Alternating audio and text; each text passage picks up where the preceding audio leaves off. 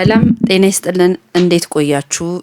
የኛ እይታ ፕሮግራም ተከታታዮች እንደተለመደው በሰዓታችን ተገኝተናል። አድማጮቻችን የዛሬ ርዕሰ ጉዳያችን ስለ ሰባተኛው ሀገራዊ ብሔራዊ ምርጫ ለመነጋገር ዛሬ እሱን መርጠናል። እንግዲህ ሰባተኛው ብሔራዊ ሀገራዊ ምርጫ 10 ቀን ብቻ ናት የቀረችው። ታሪካዊ የሚያደርጉት በርካታ ነገሮች አሉ። ከነኛ መካከል 50 ሚሊዮን ህዝብ በላይ የምርጫ ካርድ አውጥቷል። የተለያዩ ዝግጅቶች ሲደረጉ ቆይተዋል እና እንግዲህ ካርዳችንን የምንፈልገውን ይመራናል ብለን የምናምንበትን መንግስት ለመምረጥ 10 ቀናት ናት የቀረችን። በዚህ ዙሪያ አንዳንድ ጉዳዮችን እናነሳለን። አብሮኝ ሰይድ አሊ ያለ፣ እኔም ፉርትና መንገሻ አብሬያችሁ ቆይታ አደርጋለሁ። ተከታተሉን። እሺ፣ እንዴት ቆያችሁ የኛ እይታ ተከታታዮች? ዛሬ ስለ ምርጫ ጉዳይ እናነሳለን። አዲስ ከሆናችሁ ሰብስክራይብ እንድታደርጉ እንጠይቃለን። እንዲሁም ደግሞ ነባር ከሆናችሁ ላይክ፣ ሼር እንድታደርጉ። ስለ ምርጫ ስናነሳ ደግሞ ለየት የሚያደርገው ልክ አንቺ እንዳልሽው ሌላም ጉዳይ አለ። ታላቁ ህዳሴ ግድብ ከተመረቀ በማግስቱ ነው አሁን ይህ ምርጫ እያደረግን ያለ ነው እና ትልቅ ነገርም ነው። ሌላ ደግሞ በኢትዮጵያ ለብዙ ጊዜ እንደ ትልቅ ህልም ተደርጎ የሚቆጠር የማዳበሪያ ፋብሪካ መሰረቱ የተጣለበት በዛው ማግስት ነው እና ትልቅ ዲፊኒሽን አለው። በተለይ ለገበሬዎቹ የኢትዮጵያ ኢኮኖሚ ከ85% በላይ ጂዲፒው በግብርና ላይ ዲፔንድ የሆነ እንደሆነ ስታቲስቲክሶች ያሳዩ ነበረ። አሁን ሜቢ የተወሰነ እንትኖች መሻሻያዎች ተደርጓሉ። ቢሆንም ግን ከዚህም በኋላም የግብርናው ስራው ትልቅ ቦታ ይዞ እንደሚሄድ ነው። በማካናይዝድ ብዙ መሻሻያዎች እየተደረጉ ስለሆነ እና ወደ ዋና ጉዳዮችን ስንመለስ ሰባተኛ ሀገራዊ ብሔራዊ ምርጫ ከ10 ቀን በኋላ ይደረጋል። ለዚህ ደግሞ ትልቅ ዝግጅቶች እየተደረጉ ይገኛሉ። አብዛኞቹ ወደ ማጠናቀቅ ደርሷሉ። የኢትዮጵያ ብሔራዊ ምርጫ ቦርድም ደግሞ አስፈላጊ ነገሮችን አድርጎ ይቀራኛል ያለውን ባጀትንም እየጠየቀ ነው የሚገኘው። የሚያሳዩ ባጀቱም የማጠቃለያ ስነስርዓቶችን ለመስራት እና አንዳንድ አስፈላጊ ጉዳዮችን ለመጨረስ ይመስለኛል እንጂ ከዚህ በፊትም የተመደበለትን ባጀት አግኝቶ ሁሉም ስራ ተግባራትን ሲጨርስ ቆይቷል። ሌላ ደግሞ በድጋሚ ተጠንቶ የነበረው የምርጫ ማካሄድ አስቻይነትን ሲያጠና ነበር እና በኦሮሚያ ክልል እና በአማራ ክልል ከ90% በላይ የምርጫ አስቻይነት እንዳገኘ እና ይህም ትልቅ ነገር ነው። አዎ፣ ዛሬ እንግዲህ አንድም ምርጫን ልንዳንስስ የወደድንበት ዋናው ምክንያት ምንድን ነው? ምርጫ ቦርድ በሲቪል ማህበራት ሲቪክ ማህበራት በፖለቲካ የተለያዩ ፖለቲካ ተቃዋሚ ፓርቲዎች ራሱ በምርጫ ቦርድ እና በኢሰመኮ ጭምር የተውጣጡ ቡድኖች ወደ የክልሎች ወረዳ የተለያዩ ቀበሌዎች ገጠር ጭምር ሄደው ታዛቢዎችም ጭምር በተገኙበት አስቻይ ነው ወይስ አስቻይ አይደለም የሚለውን ነገር ለመዳሰስ ጥናት ለማድረግ ወደ የአካባቢው ሄደው ከሄዱበት ተመልሰው ለምርጫ ቦርድ እንትኑን የጥናታቸውን ውጤት አቅርበዋል። በዛ ላይ ተመስርተን እንግዲህ የተለያዩ ፖለቲካ ፓርቲዎች አስቻይ ሁኔታ ካሊለ ራሳችን ከምርጫው እናገላለን የሚሉ ሀሳቦች ሲያቀርቡ ቆይተዋል። እዚህ ላይ ምርጫውም ደርሷል። የኛም ዝግጅት እንዳለ ሆኖ የመራጩ አካል ዝግጅት እንዳለ ሆኖ የተፎካካሪው ፓርቲዎች ዝግጅትስ ምን ይመስላል? ምንስ ነው እያቀረቡ የነበረው? ይሄስ ሪሊ እነሱ በሚሉት ልክ ነው ወይ የሚለውንም ለመዳሰስ ጭምር ነው። እንዳልከው መንግስት የተለያዩ ትላልቅ ፕሮጀክቶችን የፈጸመበት አመት ነው። የተለያዩ ለህዝብ ጠቃሚ የሚባሉ ስራዎችንም የሰራበት አመት ነው። አዲስ አበባን እንደ ስሟ ውብ ያደረገበት አመት ነው። ይሄ እንዲህ እንዳለ ሆኖ ደግሞ በተመሳሳይ ሁኔታ ደግሞ የጸጥታ ችግር በአንዳንድ አካባቢዎች የነበሩበትም ጊዜ ነው። ይሄንንም የምናልፈው ጉዳይ አይደለም። ይሄ ግን የእውነት በመንግስት ሰላምን አለመፈለግ ከመንግስት ብቻ ነው ወይ የመጣው? ሪሊ መንግስት ለህዝብ ሰላም መስጠት አይፈልግም ወይ የሚለውንም ጎን ለጎን ማንሳት እንፈልጋለን። እነኚህ ተፎካካሪ ፓርቲዎች በተለይ ትብብር ብለው ወደ አንድ የመጡ ፓርቲዎች ኢህአፓ መያድ ምናምን የሚባሉ ፓርቲዎች ራሳችንን የምናገለው በሀገሪቱ ሰላም ባለመኖሩ ነው። ለምሳሌ በትጥቅ ቻካ ውስጥ ያሉ ታጣቂዎች ቢተኩሱ መንግስት ምላሽ ባይሰጥ ጥሩ ነው አይነት ነገር የህዝብን ሰላም ባይጠብቅ አይነት ነው የሚመስለው የሚል መከራከሪያ ሲያቀርቡም ተመልክተናል ከዚህ ቀደም። ያ እንዳለ ሆኖ ዛሬ እንግዲህ ህዝብ በጣም ትልቅ ቁጥር ነው ሆኖ አያውቅም። በታሪክ 7ኛ ምርጫ ላይ 6ቱ ያለፉት ተከታታይ ምርጫዎች 50 ሚሊዮን ተመርጦ አይታወቅም። ህዝብ ካርድ አውጥቶ አያውቅም። ትልቅ ቁጥር ነው ይሄ፣ ታሪካዊ ቁጥር ነው። ይሄ ሁሉ እንግዲህ ይበጀኛል ይሆነኛል የሚለውን መንግስት ለመመስረት ነው ህዝቡ ካርድን ያወጣው። እነኚህ ፓርቲዎች ደግሞ እንግዲህ ፎከስ ልናደርግ የፈለግነው ራሳችንን እናገላለን አናገልም የሚሉ አሉና እዛ ላይ ነው ዛሬ ማየት የፈለግነው። እነኚህ ፓርቲዎች ምንድን የፈለጉት የሚለውን አያይዘን ማንሳት የምንፈልገው ነገር ጉዳዮች ምንድነው? አይተ ከሆነ እየቀረቡ መግለጫ የሚሰጡባቸው ሚዲያዎች ራሱ ኢትዮጵያን የማተራመስ ሂደት ውስጥ ያሉ ኃይሎች ላይ ነው ኢንተርቪው የሚሰጡት። ለምሳሌ እንደ ምሳሌ እንግዲህ ማንሳት ካለብን ስም መጥራት ካለብን አላቅም የኢሃፓዋን ጸሐፊ ብናነሳ የተለያዩ የጽንፈኛ ተብለው የሚተፈረጁት ሚዲያዎች ላይ እየቀረበች ነበረ መግለጫ ሲሰጥ የነበረው። አት ዘ ሴም ታይም ውጪ ያሉት ከነልደቱ ጋራ የሽግግር መንግስት ብለው ከሚሉ አካላቶች ጋር ነበረ ተቀናይታ የተለያዩ መግለጫዎች ሲሰጥ የነበረው። በአንድ ግርህ ወደ ሰላም ሆነ በአንድ ግርህ ደግሞ በኃይል መንግስትን እናፈርሳለን ከሚሉ ኃይል ጋር ሆነክ ትንሽ ይከብዳል። ሰላማዊ ትግልን የምትመርጥ ከሆነ በሰላማዊ ትግል እስከ ጥግ ሄደ ለህዝብ እኔ ይሄንን እሰራልሃለሁ ብለ ያለህን ፕሮግራም ያለህን ለዚች ሀገር እሰራለሁ ብለ ያለህን አላማና ያለህን አቅም በደንብ አሳይተ ህዝብ እንዲመርጥ ነው እንጂ የምታረገው እዚህ ጋር የሰላም ቦታ ረግጠ እዛ ጋር ደግሞ የጦርነት ቦታ ረግጠ አብሮ አይሄድም። ተንጠልጥለ ነው የሚሆነው እና እዚህ ጋር እነኚህ ኃይሎች ከጅምሩ ጀምሮ ራሳችን ልናገል እንችላለን የሚል ነገር ካፋቸው አልተለየም። አይተ ከሆነ ደግሞ የምርጫ ክርክር ላይ እኔ ከመረጣችሁኝ ይሄን እሰራላችኋለሁ ከማለት ይልቅ በርካታ አየር ሰዓታቸውን የሚጠቀሙት በስድብና ይሄ በማንቋሸሽ የተሰራን ነገር በማንቋሸሽ በመሳደብ በማጥላላት ነው ጊዜያቸውን ይሄ የምረጡኝ እኔ እንዲሰራለው የሚለውን ሰዓታቸውን የሚያጠፉት እዛ ላይ ነው። ያ ማለት የሚገባኝ በቂ ዝግጅትና ህዝብ እንዲመርጥ በቂ የሥራ ጊዜ ቢኖር ያንን የማውራት ሰዓት ራሱ ያንሳል። የምትሳደብበት ጊዜ አይኖርህም።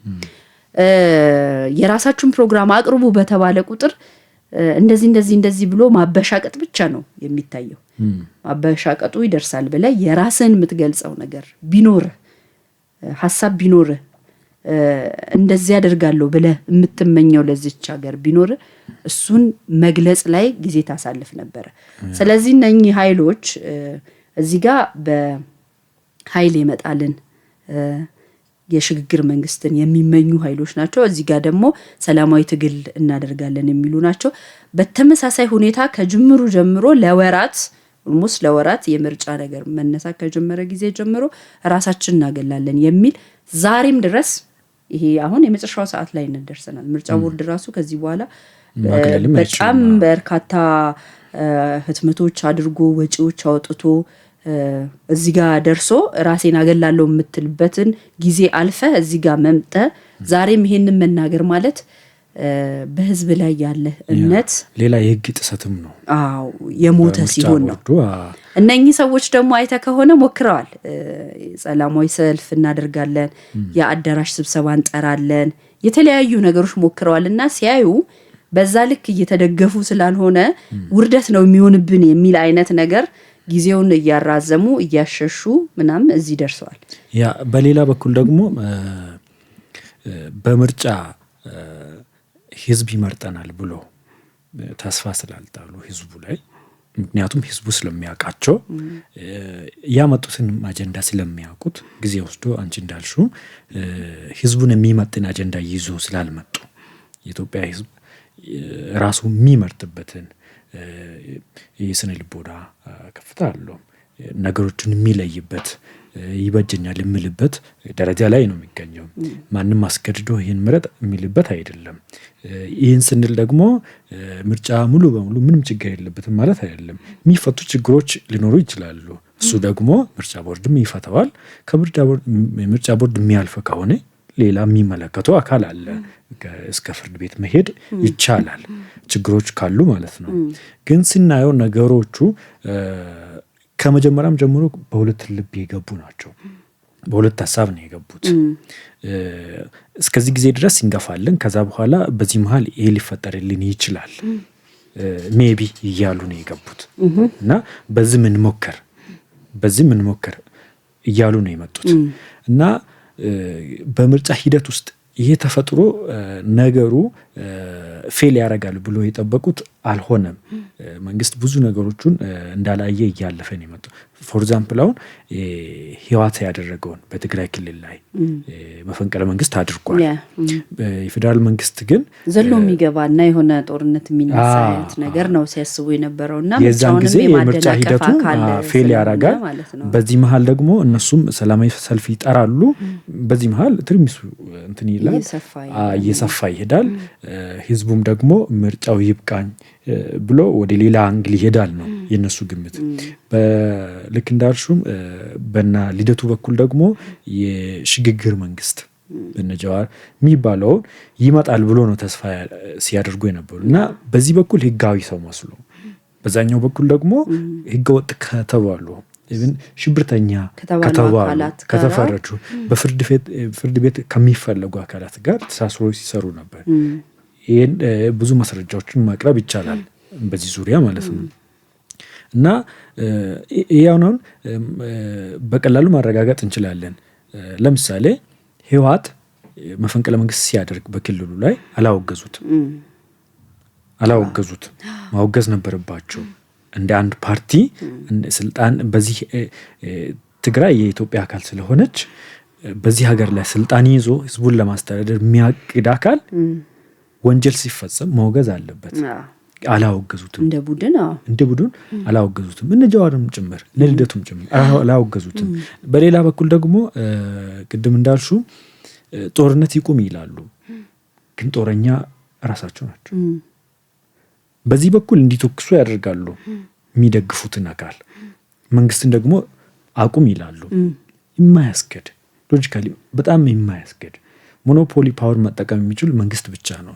ታጥቆ የመጣ አካል እያለ መንግስትን አትተኩስ ማለት ጤናማነት አይደለም። ምክንያቱም መንግስት የሚታጠቁ እኮ ሌሎች የታጠቁ እንዳይኖሩ ነው ያ እና በኃይል ነገሮችን መቆጣጠር የሚችሉ መንግስት ብቻ ነው፣ በህጋዊ መንገድ ማለት ነው። እነሱ ግን ፋኖ ሲተኩስ ትክክል ነው ይላሉ፣ ሸኔ ሲተኩስ ትክክል ነው ይላሉ። መንግስት ሸኔ ይላል፣ እነሱ ደግሞ አባው ኦነግ ይላሉ ራሳቸውን እና እነሱ ተኩስ እንደ ትክክል ይቆጠራል። በዚህ ጋር ግን ተኩስ አቁም የሚባለው በዚህ መንግስት ብቻ፣ ይህ ሎጂካሊ ምንም የማያስገድ አይነት ሂደት ነው እና ሰላም የለም የሚሉም አሁንም በዚህ መሀል ነው። ህዝቡ ምርጫውን አካሂዶ እስኪጨርስ ድረስ ጦርነት አንተማቁም ማለት እየተቻለ እነሱ ግን መንግስትን ብቻ ነው የሚያሳየው። የነሱ ቡድን ይተክስ መንግስት ያቁም ነው። ይሄ ማለት መንግስት በኃይል ይገርሰስ ማለት ነው። ይሄ ትክክል አይደለም። ይሄ አያስከድም። ህዝቡ ደግሞ አይቶታል፣ ገምቶታል፣ ነገሩ እንደማያስከድ ገብቶታል። እነዚህ ሰዎች አጀንዳቸውንም አይቶ እንደማይጠቅሙ ብዙ ገምቷል። ብዙ ነገሮችን ሞክረዋል። ህዝቡ ስላላመነበት ንቆ ነው ያለፈው። ስለዚህ ተስፋ ሲቆርጡ አሁን በማይፈቀድ መልኩ ኦፊሻል ባልሆነ መልኩ ራሳችንን እናገላለን እያሉ ነው። ደግሞ እዚህ ላይ ጊዜውን ያውቁታል። መቼ ነው ራስን ማግለል ያለብህ የሚለውን ጊዜ ያውቁታል። የምርጫ ቦርድን ማለት ከነሱ የቀረበ የለም። ቀጥታ ስራቸው አካል ስለሆነ ህጉ ምንድነው የሚለውን ያንን ጊዜ አልፎ ዛሬም ይሄንን ነገር አሉ ለማለት አይነት ነገር ነው የሚመስለው ራሱ እንጂ በተጨባጭ ራሳቸውንም ለማግለል አይነትም አይመስልም። ይሄ ነገር ያው ከጅምሩ ጀምሮ እንደተወራ ነው እዚህ ጋር የደረሰውና ዋነኛው ሌላው ነገር ደግሞ ምንድነው እነኚህ ቡድኖች ያው ከውጪ ኃይላት ጋርም ስለሚሰሩ ጭምር ይሄው የሞከሩትን በሰላማዊ መንገድ አልቻሉምና ራሳቸውን አገለሉ የሚልም አጀንዳ ለመጨመር ጭምር ነው የሚመስለው እንጂ በትክክል ለህዝብ ጠቃሚ ሐሳብና የሚሸጥ ሐሳብ ቢኖራቸው ህዝብ ሊገዛቸው ዝግጁ ነው። አንተ ካርድ አወጣህ ማለት እኮ ባንተና በኮሮጆዋ መሃል ነው ያለው ነገር። ማንን እንደመረጥክ የሚያውቅ የለም። መንግስትንም ማትፈልግ ከሆነ መንግስትንም የምትቀጣበት ነው ካርድ ማለት። አይ ሰርቶልኛል ካልክ ደግሞ እንደዛው የምትመርጥበት ነው። ህዝብ ባይዜ በጣም ነው የሚረዳው የሚያየው ያለውን ነገር ማን ነው የሚበጀው የሚለውን ነገር የመመርመር አቅም አለው። ያን ያህል ሰው በነገረው ብቻ የሚሄድ አይደለም። ይሄ አንተ የምታወራውን ችግር ብቻ ሳይሆን ከችግሩ ጀርባ ያለውንም ችግር ለማየት ለመመርመር በጣም ቅርብ ነው ህዝቡ ማለት ነው። ከዚህ አንፃር እንግዲህ ከትላንት ወዲያ ነው መግለጫ የሰጡት። ከትላንትና ወዲያ የሰጡት መግለጫ ምንድነው? ያው እንደተለመደው አይነት ነው። ድሮ ሲሉት የነበረው አይነት ነገር ነው።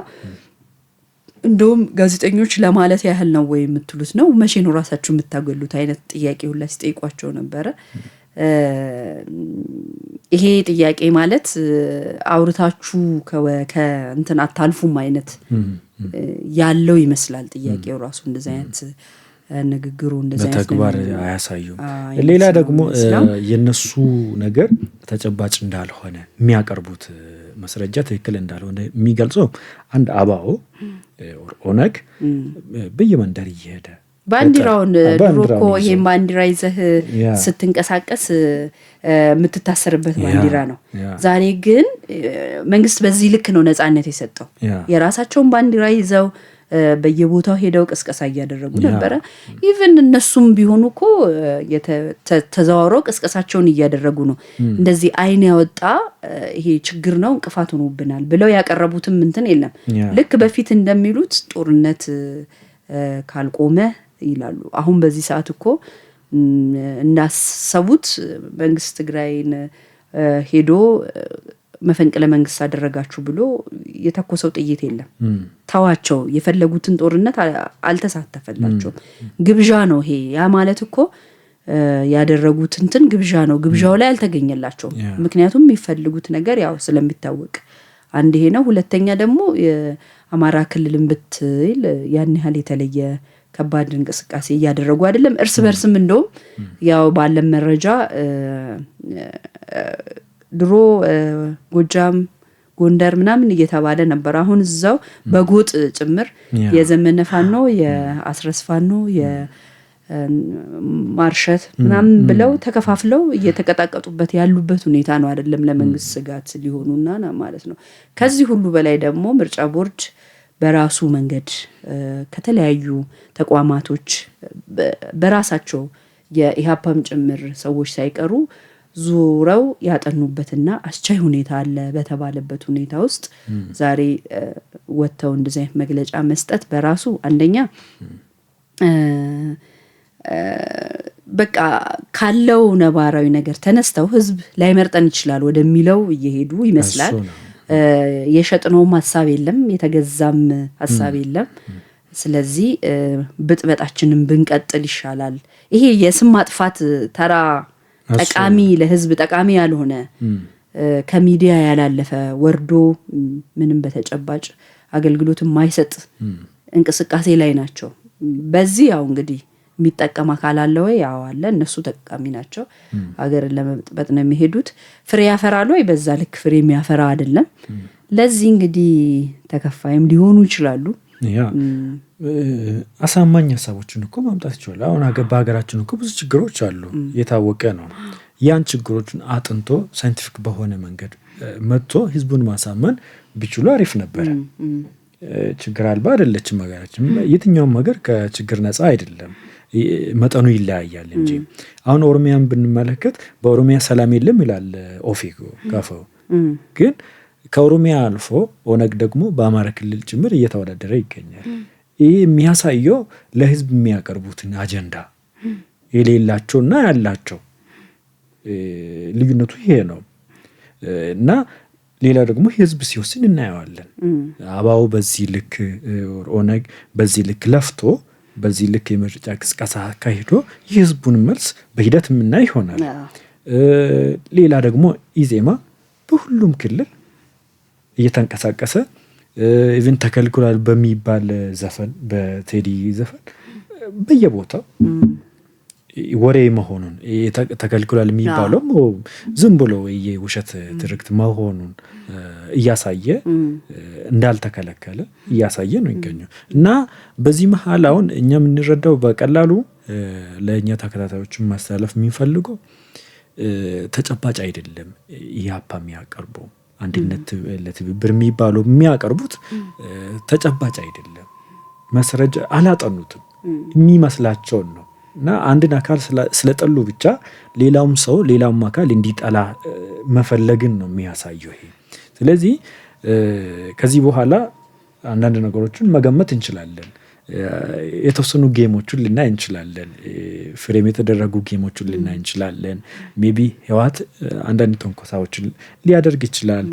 እንደዚህ አይነት የተቀናጀ ነገሮችም ስለነበሩ ይህ ማለት በቀላሉ መንግስት አንድ ላይ አያደርግም ማለታችን አይደለም። ትንኮሳዎች ሊኖሩ ይችላሉ። አልፎ አልፎ ደግሞ ሜቢ ማንገምታቸው አይነት ነገሮችን ለማድረግ እያቀዱ ያሉ አንዳንድ አልፎ አልፎ የምንሰማቸው ነገሮችም ስላሉ ህዝቡ ጥንቃቄ አድርጎ የሚፈልገውን መርጦ ይበጀኛል ያለውን መርጦ በሰላማዊ መንገዱ ወጡ በሰላማዊ መንገድ መግባት ነው ያለበት።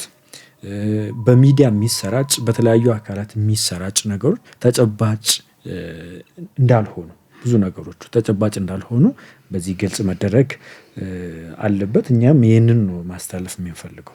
እውነት ነው። እንግዲህ ታሪካዊ ምርጫ ብለን ያለበት ቅድም አንዳንዶች ጉዳዮች አንስተናል። የህዝብ ብዛት ምዝገባ ካለው ፍላጎት የተነሳ ነው።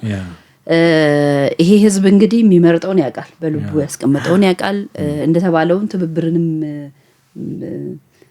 እነኚህ ሰዎች እኮ ራሳችንን እናገላለን ከሚሉ በጣም ጥረው ህዝቡን አስተባብረው ለፍተው ሀሳባቸውን ከሸጡ እነሱም ሊመረጡ ይችላሉ። ሜቢ ሊመረጡ ይችላሉ። እና እነሱም ሊመረጡ ይችላሉ። ኢዜማ ሊመረጥ ይችላል። እኛ የምናውቀው ነገር የለም። እሱ ሁሉም የራሱን ካርድ እዛ ጋር ስለሚያስቀምጥ ማለት ነው። የህዝብን እንትን ማክበር መቻል ግዴታ ነው። ፍላጎት ማክበር መቻል ግዴታ ነው። ህዝብ የሚበጀውን ይምረጥ፣ ምርጫውን መበጥበጥ የለበትም ብለን እናምናለን። ሰላማዊና ሰላማዊ ትግል ተገቢ ነው ብለን እናምናለን።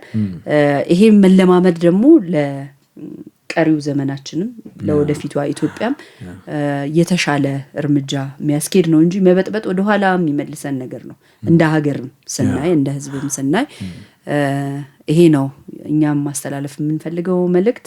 እንግዲህ ህዝቡ ካርዱን አውጥቷል። ለመምረጥ 10 ቀናትን የቀረው ጊዜው ደርሷል። በደረሰ ጊዜ ላይ ደግሞ ማፈግፈግ ለማንም ማለት ለህዝብ ክብር አለመስጠት ነው። ለህዝቡ ክብር አለመስጠት ነው። ምርጫውንም መበጥበጥ በራሱ ጠላትነት ነው እንጂ ወዳጅነት አይደለም። ህዝብን ዋጋም ያስከፍላል። ሪሊኮ አሁን ህዝቡና እነሱ የሚገናኙበት ጊዜ ነው። እነሱ አመጡት ሐሳብ ተቀባይነት ካለው ፖለቲካቸው ተደማጭነት ካለው አሁን የሚለይበት ጊዜ ነው። ይሄን ጊዜ ራሳቸውንም የቱ ጋር እንዳሉ ማየት መቻል አለባቸው። እነሱ ከሚያወሩት ባሻገር ያወሩት ነገር ህዝብ ላይ ተቀባይነት አለው ወይስ የለውም የሚለውን ነገር ብታሸንፍም ባታሸንፍም ምን ያህል ሰው ደግፎኛል ወይስ ተቃውሞኛል የሚለውን ነገር በዛ በፊገር ቁጭ አድርገህ የምታይበት ጊዜ ነውና የቀሰቀሱትን ህዝብ ምላሽ ሁለታቸውን ደግሞ ይሄ ብቻ አይደለም 5 ዓመት ወደፊት የሚመጣበት ጊዜ ነው። የትኛውም ፓርቲ ቢሆን ያው ከብልጽግናም ጀምሮ የትኛውም ፓርቲ ቢሆን የቱ ጋር ነው ጉለቴ የቱ ጋር ነው ስተቴ ህዝብ ለምንድን ያልመረጠኝ የሚለውን አጥኖ ለቀጣይ ጊዜ የሚዘጋጅበት እና ሀገራችንም በሰላም መንገድ የመንግስት ሽግግር የሚደረግበት ጊዜ ስለሆነ ሰላማዊ ጊዜ እና ትግል ምርጫ እንዲሆን ምኞታችን ነው። እንግዲህ የዛሬው የኛ እይታ ፕሮግራም ይሄን ይመስላል። ሰይድ የምጨምርበት ነገር ካለ ጨምርና በዚሁ እንሰናበታለን። ያ ቀን ደርሷል። ለምርጫ ብቻ ነው የምንዘጋጀው አሁን ሜቢ የኛ ፕሮግራምም አንድ ዙር ቢኖረው ነው። ከዛ ውጪ ቀኑ ደርሳለች። ሁላችንም ተዘጋጅተን በቀኑ ድምጻችንን መስጠት ነው ያለብን። ምንፈልገውን ምናምንበትን ፓርቲዎች ደግሞ እስካሁን ሲቀሰቅሱ የነበሩትን ህዝብ ምላሽ የሚያገኙበት ነው፣ ራሳቸውን የሚገመግሙበት ነው። በዚህ መሃል ሌላ ነገሮችን ማሰማት ሜቢ የስነልቦና ውድቀት ነው ብዬ አስባለሁ። በራሳቸው ስለማይተማመኑ በህዝባቸው አይታመኑም ብዬ አስባለሁ። በራሱ የሚተማመን በአጀንዳው የሚታመን ሰው ህዝቡን የሚጠራጠርበት ምክንያት የለውም ብዬ አስባለሁ። ራሳችንን እናገላለን የሚሉ ሰዎች መስማት የለብንም። እነሱን ሜቢ ቆይቶ እንትን ብሉ ለሁላችንም ጠቃሚ ነው። እነሱም ተጠናክሮ ሌላ ጊዜ አማራጭ ሆኖ ሊመጡ ስለሚችሉ ግን ፌል ካረጉ የራሳቸውን ነገር ለቀጣይም ችግር ስለሚሆን ብዙ ኤክስፒሪያንስ ስለማያገኙት ማለት ነው። እና በዚህ መልኩ ማየት አለብን። የዛሬውን ፕሮግራም በዚህ ብንጨርስና ሐሳብ አስተያየታችሁንም ላኩልን፣ ጻፉልን። እናመሰግናለን። መልካም የሳምንት ሰው ይበለን።